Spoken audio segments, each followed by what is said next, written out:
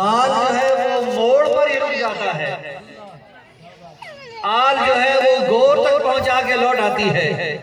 लेकिन आमाल जो है वो तोड़ तक साथ जाते हैं। याद रखिए कि इंसान के इंतकाल होते ही उसके माल का भी इंतकाल हो जाता है,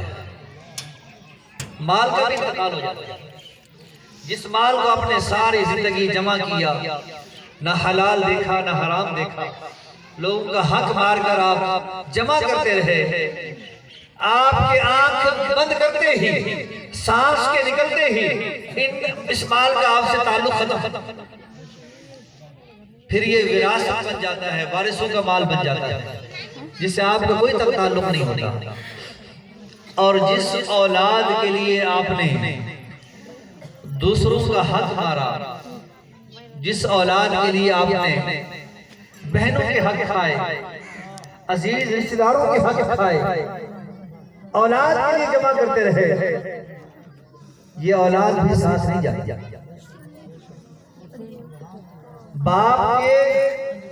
बाप की चरपाई के चारों तरफ बैठी हुई औलाद और रो भी रही होती है और ये कह भी रही होती है कि हाय हमें बाप छोड़कर चला गया, और दूसरी तरफ कह रहे थे खबर नहीं दे रहे, जल्दी करो ऐसा ना हो कि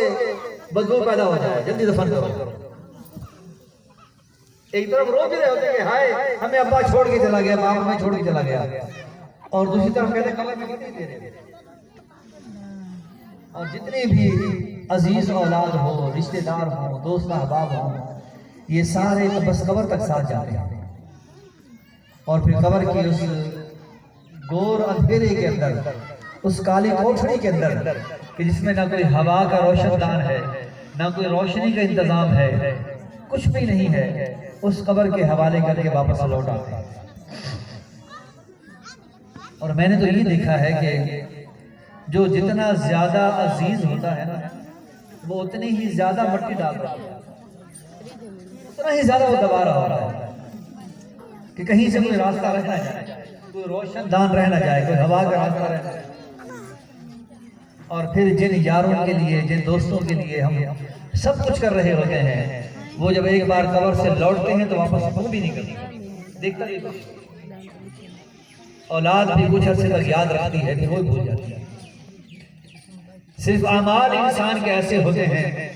कि जिन्होंने कब्र के अंदर साथ जाना होता है, और उन्हीं अमाल की बुनियाद पर फैसला होना होता है कि अब आगे होना क्या है।